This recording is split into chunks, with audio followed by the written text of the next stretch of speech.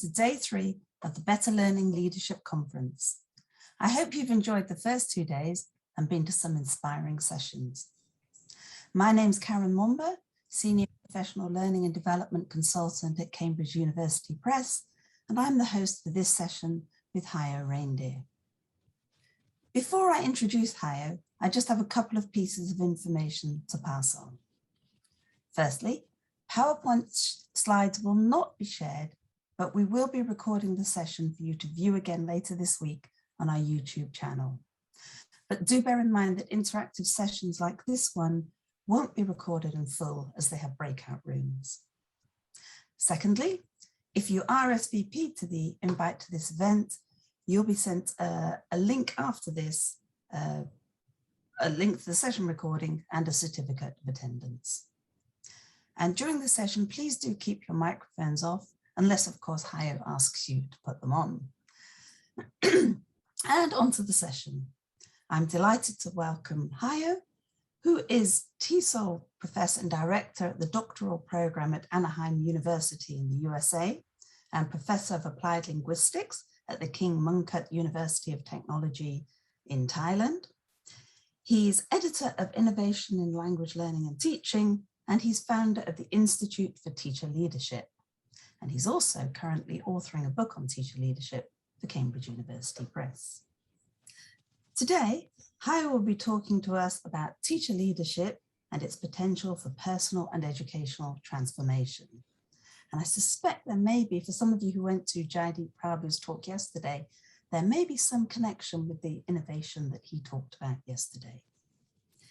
And so, I will hand you over to Hayo. Hello, everybody, and welcome. Greetings from New Zealand.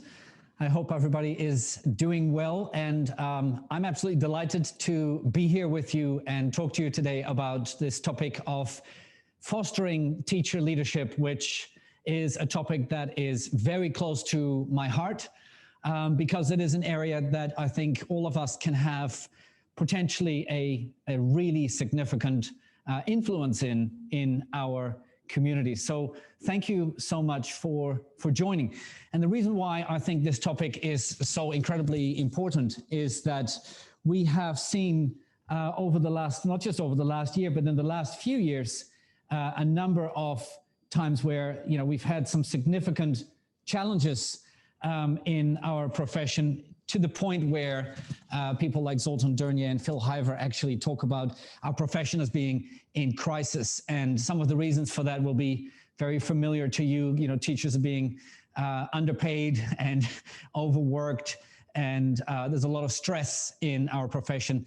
And of course, also a big issue is the use of part-time contracts and the lack of kind of, you know, consistency and permanency in our work. And so that makes it all the more important that we focus our attention on what we can do to make teachers feel engaged and feel part of the community that they work in.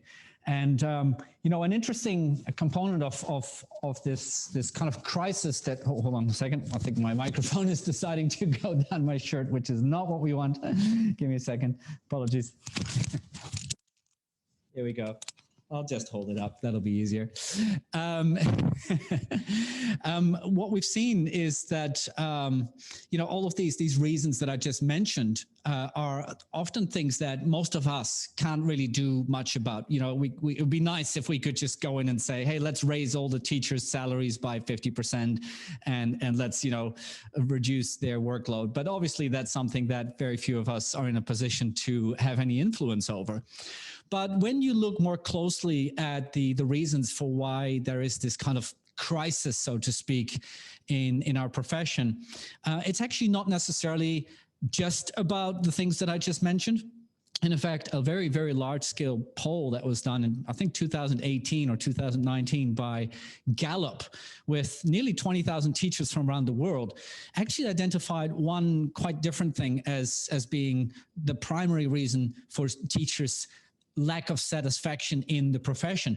And the reason was that teachers said, hey, look, we don't feel that we can really have the influence, the impact that we would like to have. We can't really do what we want to do for our communities.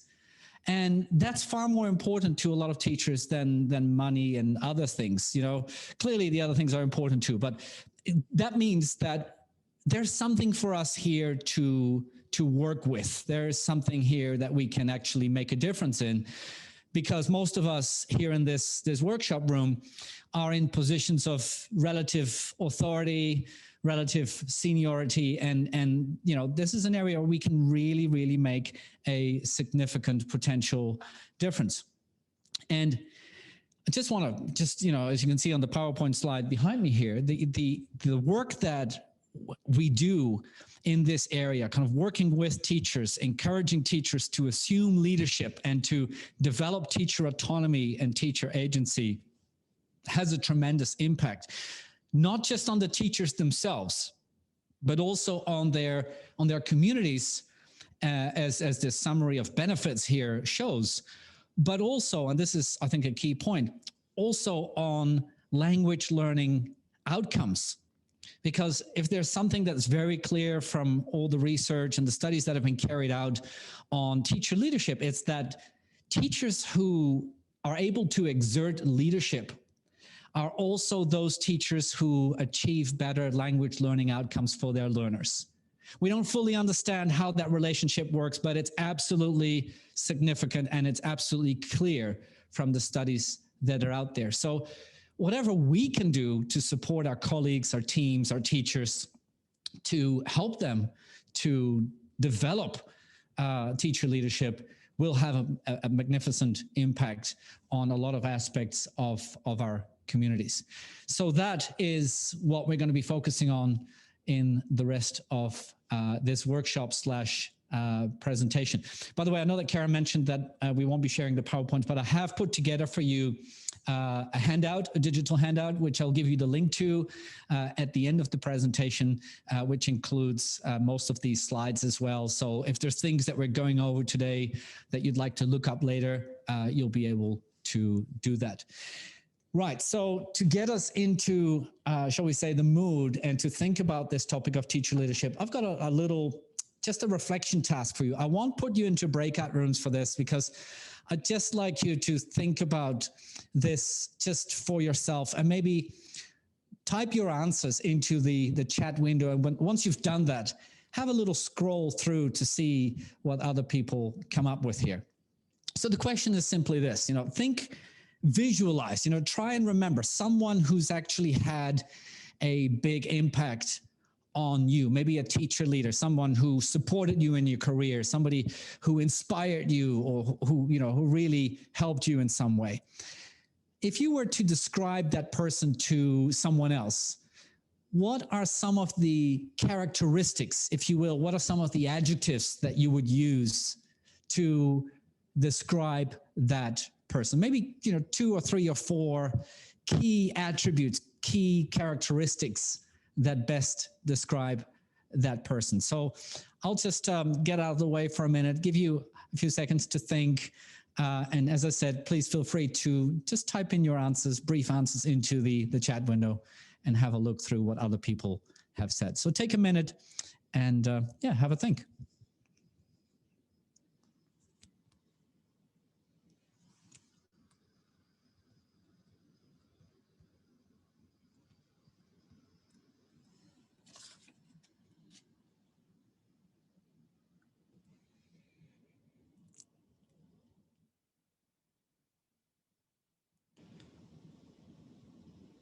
Nice one. Wow, you guys are very, very active. Look at that. Keep them coming.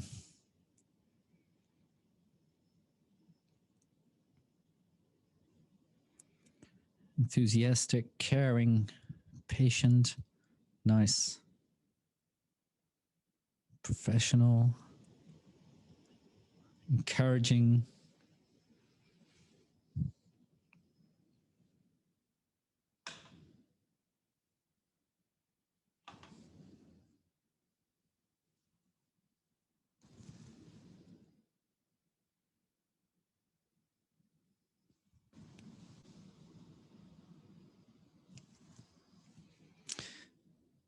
Very nice.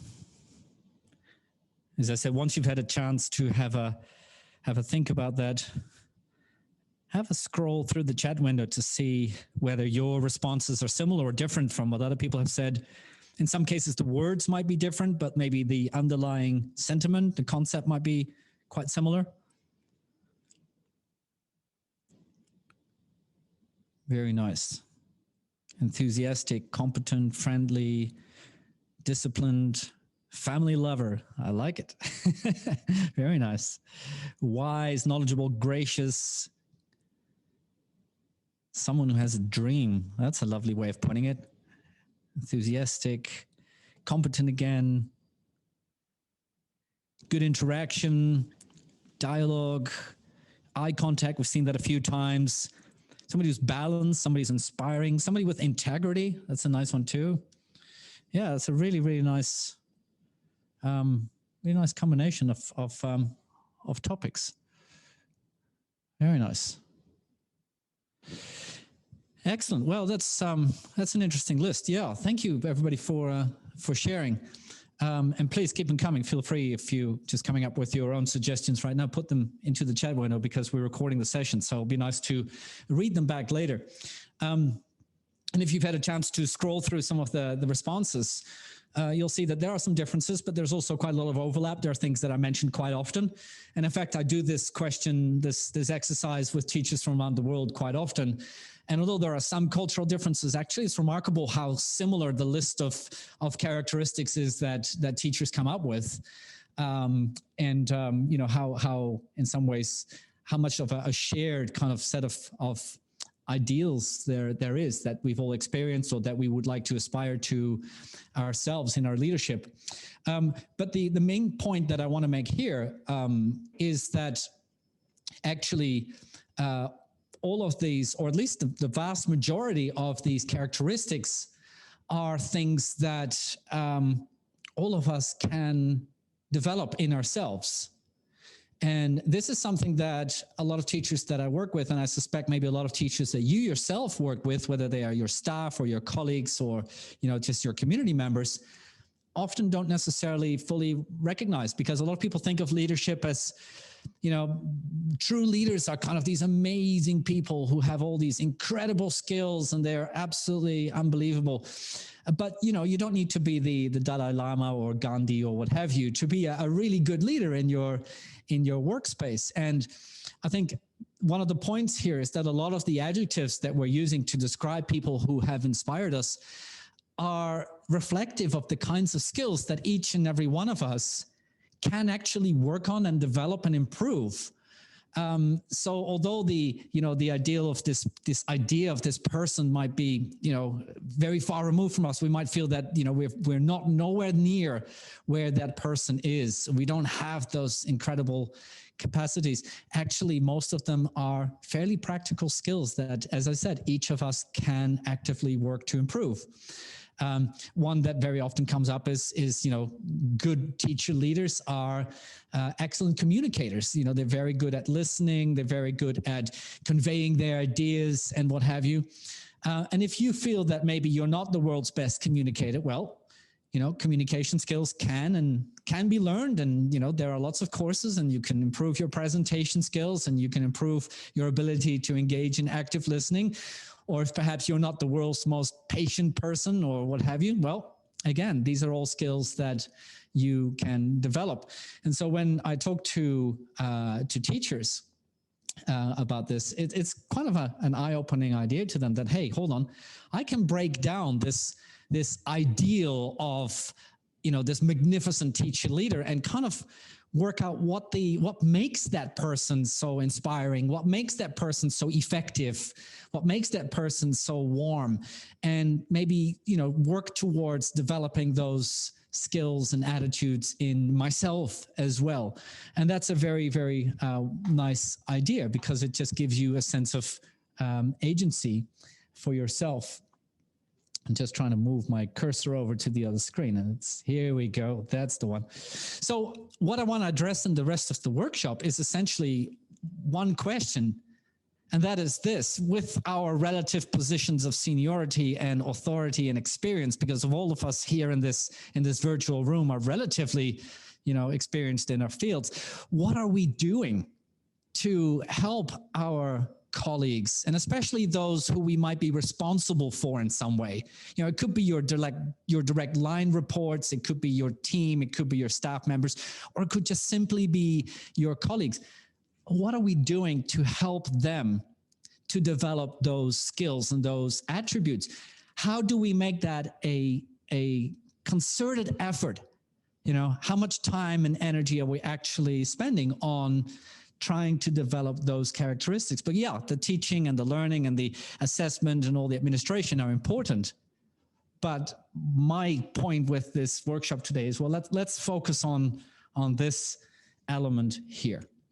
And so to do that, what I've done is tried to put together 25 years worth of research and best practices and teachers' experiences in teacher leadership and language teacher leadership, and compress them into 10 major kind of themes, major areas that if you want to address this question, you'll have to contend with at some point. You'll have to engage with these themes at some stage, as the research and teachers' experiences have shown us. So I'm going to share those with you in a moment and talk you through them. And then we're going to do some activities as we go along to get you to think about your situation and how you might interact with those themes and apply them to your specific context.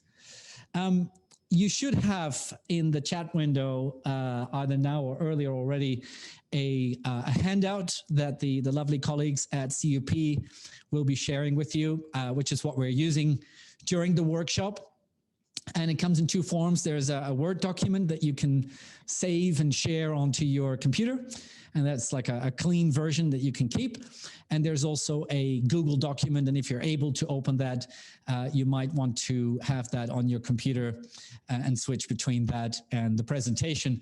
And the Google document is accessible and editable by all of us. So whatever reflections you might have for each of these 10 themes, whatever experiences you might have, if there's something that you're comfortable sharing, if it's an idea that you've tried out that worked really well, or a resource that you know of, feel free to put it in that Google document, and that'll be available for others to see. So don't put anything too personal in there.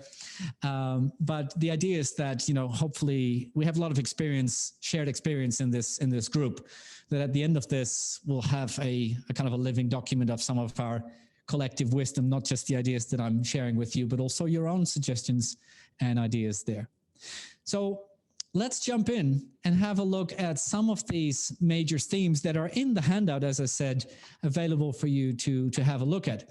And the first two of those are related to misconceptions. So we have to start, when we're thinking about how to foster in our community a sense of teacher leadership, we have to start from, our colleagues, our teachers themselves. And there is a lot of misconception around what leadership is and what it looks like.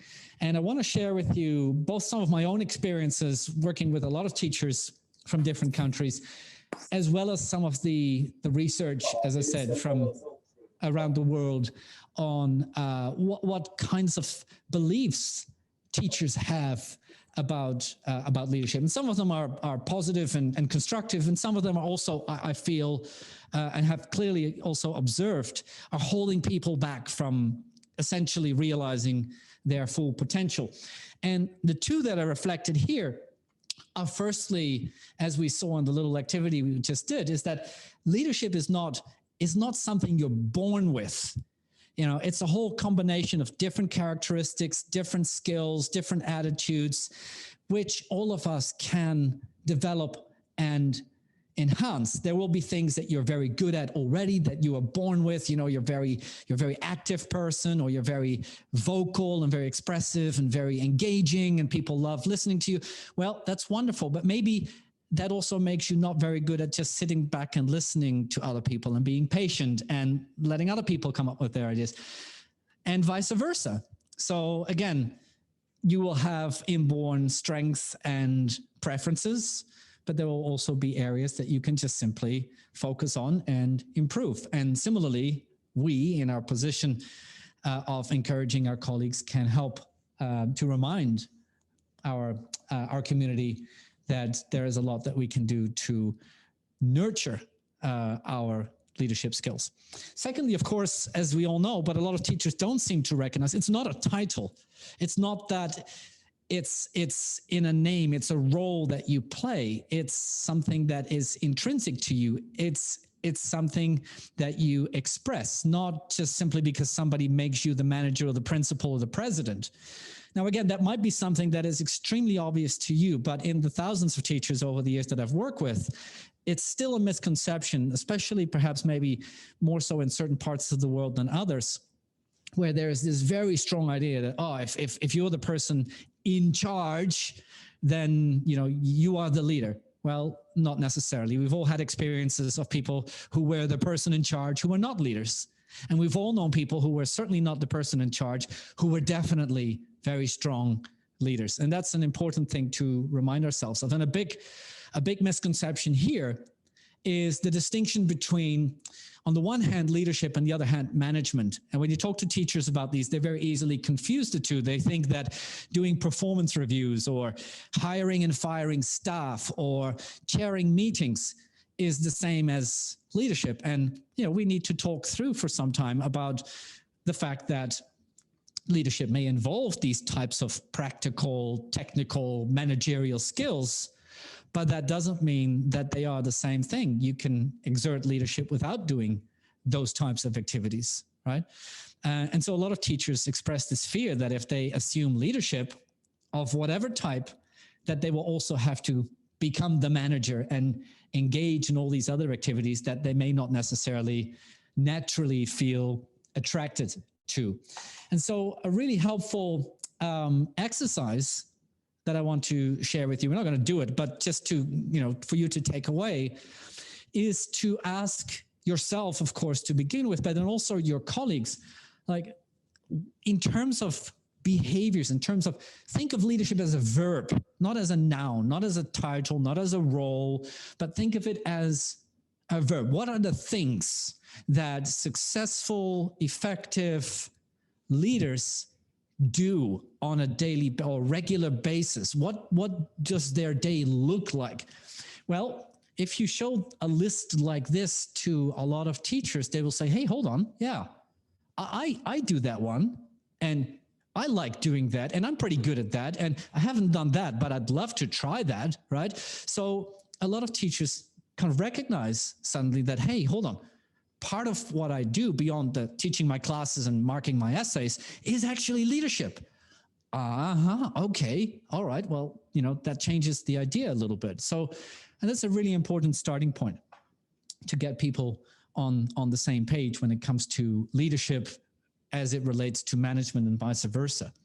And a really helpful concept here is this notion of leading from behind. And this is something that I have found over the years really appeals to teachers. This idea of not needing to be the person on the podium, not needing to be the person at the front all the time, you know, in the spotlight, but being the person who can kind of, you know, guide people along, keep an eye out for new staff, you know, look out for people who are struggling and kind of guide people maybe from the back, or as my colleague Andy Curtis from Anaheim University calls it, leading from the periphery, you know, leading from the side. And that notion, that metaphor seems to appeal very strongly to a lot of teachers. So, and of course, this is not exactly a new idea. I mean, Lao Tzu several thousand years ago already reminded us, you know, if you want to lead people, walk behind them, not necessarily always at the front. But the reflection, the idea, the question that I want to leave you with, and I'll keep doing this throughout the first part of the presentation for you to ponder maybe tomorrow or next week or whenever you go back to work, is, well, what do you know about not just your own, but also your colleagues, your teachers' beliefs and their understanding of what educational leadership is and what it could be? And would a conversation or some type of discussion around that be a useful starting point to perhaps get people to recognize the contributions that they're already making, or the types of behaviors and activities that they'd like to engage in that actually constitute leadership as we understand it from the literature. So moving on from teachers' starting points and their beliefs, of course, another major impact on whether or not teachers will be able even to assume leadership is the conditions in which we work, you know, the structural and organizational and cultural and social conditions of our school or our university or our company for that matter. And it involves asking, you know, do we in our environment, and we could be, you know, the people who are technically in charge, or it could be just you and your colleagues, or do we actually have any recognition for the types of leadership activities that teachers engage in? Do we, for example, have, you know, expectations around what we want teachers to do in this space? Do we set some standards for that? Do we even talk about it? And importantly, do teachers recognize that? Are teachers aware of the fact that this is something that our community wants them to engage in? Because you can have great intentions as a principal or, you know, a director of studies or what have you, around wanting to empower your teachers and wanting teachers to, you know, become leaders. Well, to what extent do your teachers actually know that? And to what extent is it visible? Not just audible in your words, but also visible in the entire context that we work in. Later on, as I said, I'll share with you a link to part of this PowerPoint presentation. And I've included on the digital handout some examples of standards, you know, teacher leadership standards, language teacher leadership standards, in fact, that have been developed over the years in different countries that you could use if you're writing, I don't know, job descriptions, if you're maybe having a conversation with your staff in terms of annual planning or doing performance reviews or for promotion. There's a lot of good stuff out there. And as I said, I'll share some of that with you. We're not going to go over it here right now, but basically the question is, how do you create an environment, conditions in which teacher leadership can actually emerge? And you know, to take that into a more practical realm, how can you use that to create an organization where, you know, the organization itself and everybody involved in it contributes to developing that organization, where the leadership is distributed across the different parts of the organization, where everybody shares in the collective capacity to figure out, you know, what the problems are, what the opportunities are out there, and to contribute to coming up with solutions through continuous learning and continuous development.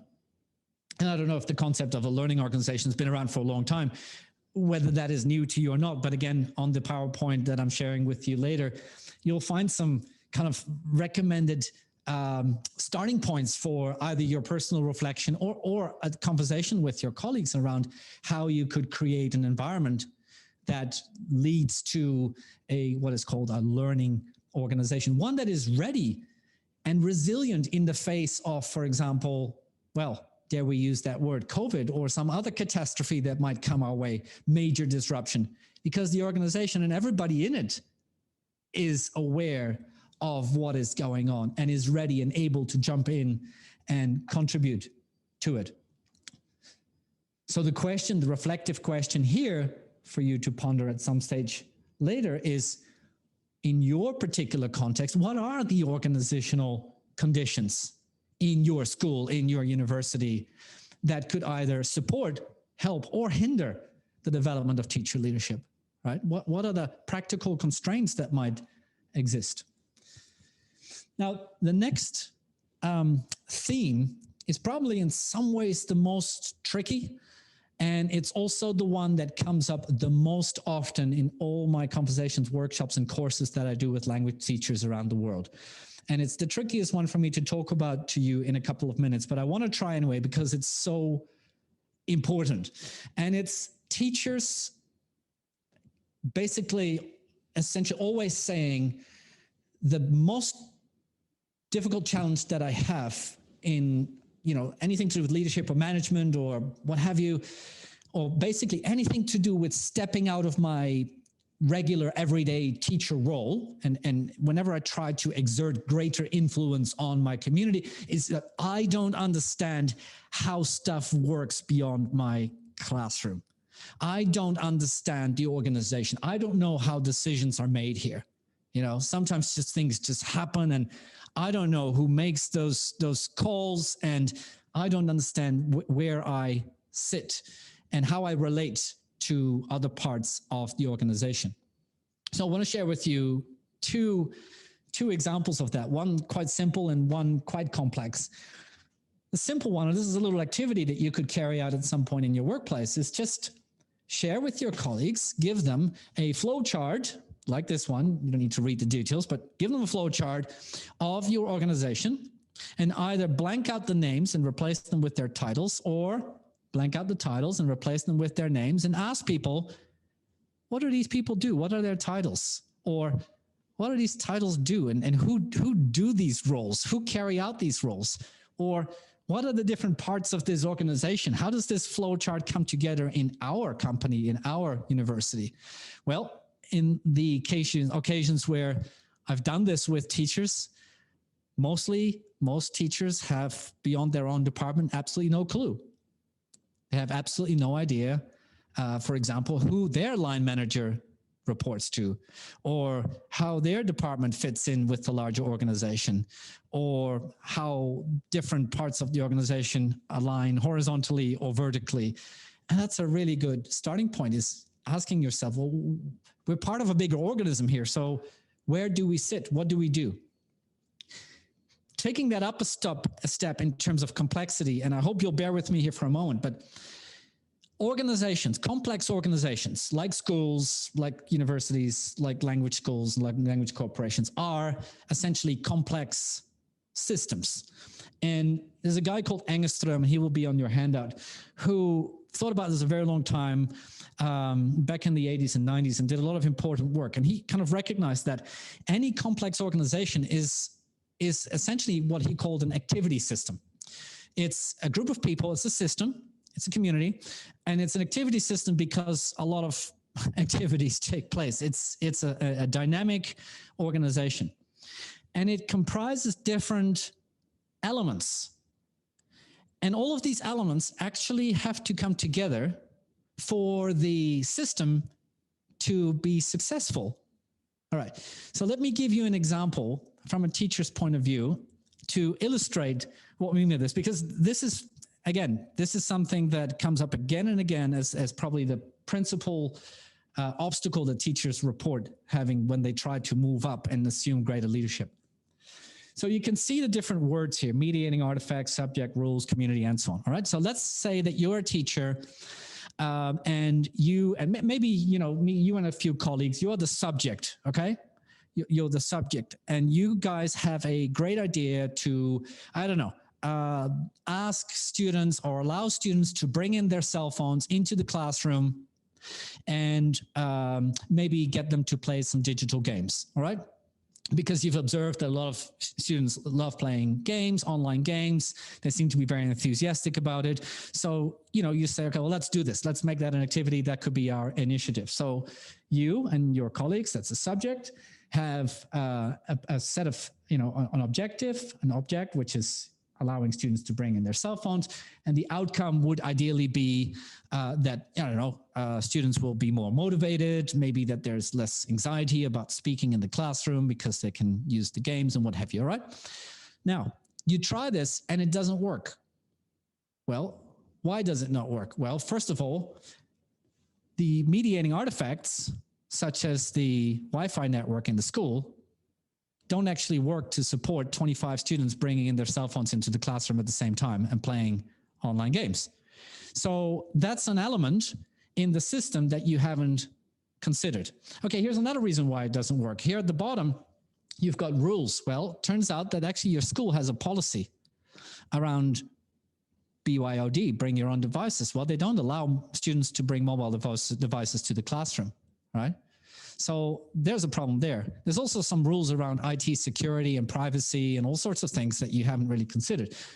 Furthermore, there's a community of other people who have opinions about all this, and there is a division of labor, because there'll be a team in your university, say, that is in charge of developing IT resources and curriculum and, you know, whatever it may be. And they're going to come and say, hey, hold on, we're the ones in charge of, you know, doing these kinds of things. And basically, who do you think you are that you can just go and, you know, change all of this, right? Simple example. But essentially what it reflects is a lack of understanding, a recognition on the part of an individual teacher that no matter their fantastic level of enthusiasm, no matter their level of you know, the innovation and their great ideas, they're not alone. They have to be able to operate within the wider system, which is complex and comprises all these different elements. And only if you're able to navigate what the organization wants from you successfully, if you're able to negotiate with the organization, will you possibly achieve an objective that is worthwhile, not just for you and your classroom, but that may also in some way potentially contribute to the rest of the organization. This is one of the greatest frustrations that individual teachers report. Say, oh, I had this fantastic idea and then they didn't let me do it. Or, you know, I had this great new project and then nobody wanted to support it, or, you know, what have you. Well, it's not the teacher's fault. You know, let me be very clear. It's not, you can't just blame the individual teacher and say, well, you know, that was stupid. You should have done this, that, or that. No, it's actually, you could say, maybe it's our fault, or it's the fault of the people around the teacher who have been, you know, we haven't perhaps understood ourselves and helped our teachers, our community understand what the organization is made up of and how it operates and who makes the decisions and how you would navigate that. You know, very few organizations would say, no, we don't want anybody to come up with any ideas and we don't want anybody to be enthusiastic and we're not going to support anyone, you know. But there are rules and systems and other people and what have you. So working with teachers on understanding not just their daily practice, but also how that sits into the larger picture is a very, very powerful, time-consuming perhaps, but very powerful long-term solution. And that leads us nicely into the next topic, which of course is a ginormous elephant in the room, which is the topic of change. You know, one of the greatest complaints of teachers is this relentless, continuous change. We just changed the entire curriculum, and now they want us to change it all again. Yeah. Well, here's the thing, as John Hattie reminded us, teachers don't really mind change so much. They mind being changed. And I'm sure that applies to each and every one of us here in this virtual room as well, right? And I would add to that, teachers mind being changed, especially if they don't understand why things are being changed, right? So it's of course, partly it's about communication, but it's also partly, and this is where I hope I can keep you with me for the next couple of minutes, where there's this crucial distinction between change and innovation, right? Every innovation involves change, but very few changes necessarily involve innovation. So what is an innovation? Well, let's very briefly stop and ask that, and you'll see how teachers have to be part of it. As Delano, Riley, and Crooks 25 years ago already pointed out, a true innovation is, first of all, an informed change. Okay, it's not something you do just because somebody tells you to. It's not something you do as a result of external pressure. All right, it's an informed, conscious decision that you take time for, that you invest in. Right, and secondly, even more importantly, perhaps, it's an informed change, not just at the surface level. We're not just changing the color of the classroom walls, right? We're actually changing something about our understanding of our philosophy of language learning and teaching. It goes deeper than that, right? Implementing tablets in the classroom, so what? That's just a surface level change, unless the teachers and the learners and the support staff all recognize that, hey, these are the things we can do with tablets or mobile phones or what have you. And that changes the way that I would teach, or it would changes the way that our learners might learn. So clearly, if you want to change something for the better, And if you want that to be something that is meaningful and lasting, well, you're going to have to involve teachers. And you're going to have to involve teachers to an extent where they are able to exert a level of leadership and be part of the conversation and understand the conversation and be informed and in turn inform you, so that there is a resulting change in underlying philosophy of learning and teaching, right? So a very clear rationale for linking change, or shall we say innovation, with bringing teachers on board. And so the question for you is, what are we doing in our daily practices, especially if you're in a position of authority, to create an environment where our colleagues, for example, are encouraged and motivated to try and come up with new ideas and to innovate, where teachers feel safe, where a degree of risk-taking is not only accepted, but is encouraged, right? How are we creating an environment for creativity and everybody to bring in ideas? Right? And the ways for doing that can be very simple. We'll talk about that a little bit more later in the breakout room activity. But this is the key reflective question, because the answer will be slightly different for all of us depending on our workplace. And that leads us very nicely into the final set of themes, which in some ways are, if you want, I'm putting it as the last three, but actually they're fundamental to all the others. Because now we're dealing with the individuals, we're dealing with people. And I'm talking to you now from New Zealand. I'm using a Maori proverb, which reads as he tangata, he tangata, he tangata. And literally translated, it simply means it's the people, it's the people, it's the people. But what it really conveys is anything, it revolves around the individuals as well as the relationships that exist between them. And without starting from that, it's very difficult to generate any lasting outcome, because it's always going to, if you try to impose something, or if you don't involve the community or work with the individuals or the relationships between them, whatever you impose or implement is not going to be shared by those to whom it actually matters. And just to put that into a slightly more practical context, Michael Fullan, who probably many of you know, very widely respected educational researcher, back in 1998, I really love this quote. He said, look, in the context of the book, he said, I've reviewed and evaluated and been on teams working on hundreds of projects, and I've read about thousands of projects in education in all different countries around the world. He said, if I had to identify just one element, one indicator of a successful implementation, basically which projects work and why, and which don't and why not, if it's just one thing, it would be whether or not relationships between people in that project as a result of that project actually improved or not. That's essentially, the key indicator. Well, what a wonderful, amazing piece of advice for us to keep in mind. And it raises a number of interesting questions for us as practitioners, especially if you're working with staff, if you're responsible for a team, because now we need to answer some important questions. Do you know the individuals in your team well? And not just that, do you know what the relationships are like between them?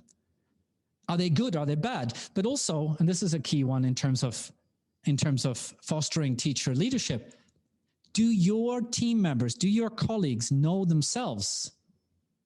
Not only what the quality of their relationships is, but also how to create new relationships, how to nurture new relationships, how to recognize the level and quality of those relationships, right? It may sound a little bit abstract, but it's the heart of everything in some ways. It's the heart of everything. And just to illustrate that with an extremely practical example, this is a nice activity. It's on your handout that I'll give you later, which is called the relationship activity. Essentially, it describes different levels of relationships that can exist within a complex organization, all the way from down at the bottom, just coexistence. I know you exist. I know you're there. You work in finance somewhere in our university, but I don't really know who you are. or what you do, right? All the way up to partnership. We depend on each other. We co-create. We mutually, we work together. Well, give this list to your staff and ask them to, first of all, list all the relationships that you and your department have, you and your team have with other teams in your organization. And then rank or list the level of the relationships that you have with these different teams. And you'll be surprised at how many are at the level of barely knowing people, just coexistence. And now think back to that pyramid I showed you earlier, the activity system, where actually every part of the organization needs to come together in order to solve difficult problems or seize an opportunity, right? To give you a very simple example, I did this in the last course I did, the teacher leadership course. One of the participants went over to the finance department, to the enrollment department, because she knew it existed, but well, it's just somewhere in a building far away on the other side of campus. And she went over there and she talked to me and said, well, what do you guys actually do? Who are you? And, what is your job all about? And, what makes you excited about your job? Why do you come to work in the morning and what motivates you? Well, it turns out that actually those people in the enrollment and finance department are absolutely key to the work that she was doing in her language teaching. Why? Because, well, a lot of students who were not processed quickly enough ended up being in class late because they couldn't join the introduction or the orientation. They couldn't be in the first class of the first week. So they started off already being late. So suddenly it was like, okay, that's why they're always nagging us to send them those forms so quickly. That's why they keep, being annoyed with us when we don't email them to say that a student has suddenly arrived in class or whatever, right? It changed her entire perspective of the activity or system, the organization, and the relationships that existed between them, right? Incredibly powerful stuff. And that also takes us to the final couple of points, which is, in order to understand people and the relationships between them, we also have to understand people as not just as intellectual beings, as rational beings, but also to understand them as emotional beings, and ask ourselves what their spiritual or their emotional contribution is to the environment, because people are emotional beings. And the emotional work that we do, well, as I said, it's emotional work, it's emotional labor. You probably have all heard this term before, but emotional labor is work where you manage your own emotions in the service of other people's emotions. And that's what teaching does. Nursing does it too. There are other professions that do it too, but teaching certainly is emotional labor. And that's one of the reasons why a lot of us are attracted to it, because of that emotional component. Well, how can we then never talk about that anymore? People want to become leaders and do more and take initiative and become enthusiastic and support colleagues and go out of their way to do more than they're asked to do, not because they get more money, because otherwise they wouldn't have become teachers, but because of that emotional contribution. How can you make that a part of your conversations with your team? How can you make that a part of the teacher development, of the training, of the support? Right. And Leithwood and Beatty, two very well-known authors in the area of educational leadership, remind us, like, emotions, are not this kind of annoying thing where a staff member comes to you and cries in your office. No, they are potent, powerful, and often completely unused, untapped resources. It takes a little bit of courage to go there, because not all of us are comfortable or let alone trained for in our pre-service or in-service training on how to deal with this aspect of teaching and supporting teachers. But this is where the real work happens, people. This is where the real work happens. So questions here are things like, well, what is the level of emotional well-being, for example, of your team, right? How do you monitor that? How do you watch out for each other? How do you encourage things like self-care or other care? And perhaps more positively, how can you harness all this potential? How can you harness this personal, emotional, and spiritual potential that exists? You're not dealing with automatons, right? And then the final one, if you put all of this together, and this is where it gets really exciting, we're getting to the potential of a system, a situation that achieves what I call educational sustainability. So this is not sustainability environmentally, although that can be part of it, but this is creating and contributing to an educational environment that lives its values, where all of the community members know their own values, know the values of the wider community, feel that they are able to contribute to them, and feel that their work aligns with that. And also that the system, the organization, can sustain itself, can look after itself, and that we don't, for example, burn teachers out, that we look after teachers' well-being, and where people feel that they can actually be their full potential, and where that is recognized and supported. It's very easy, for example, to implement changes in a university or a school, or to get a project done within 3 weeks at all costs. But is it going to lead to people feeling valued and people being able to contribute and do so in the long term? Often not. So with all our practices, the key underlying question is, what do we do to move our teams, as Blasi calls it, from a knowledge society to a wisdom society? How can we create an environment where people can actually choose their behavior on the basis of shared values, and where one of the key aspirations for the community is to work towards improving the well-being of all the learners, yes, also the teachers, the administrators, everybody within that system. And so the final reflective question, which again will be on your handout later, is something like this. Well, for you individually, personally, what is your understanding of an aspiration for educational sustainability? How can you make your school, your environment, your team, your group, your community more long-term educationally sustainable, right? And that's a very, very, very noble aspiration to work towards. Hard work, but a battle absolutely necessary, worth fighting for all of us, as we've seen in the last few years. So let's bring all of this down to earth, shall we? Because we've gone quite far off the deep end. And let's see how all of these relate to some of the kind of everyday questions and concerns that teachers might have. I'm going to leave you with these to ponder. And these are on your handout. I've broken these down into different concerns, different areas of questions that teachers often bring to us.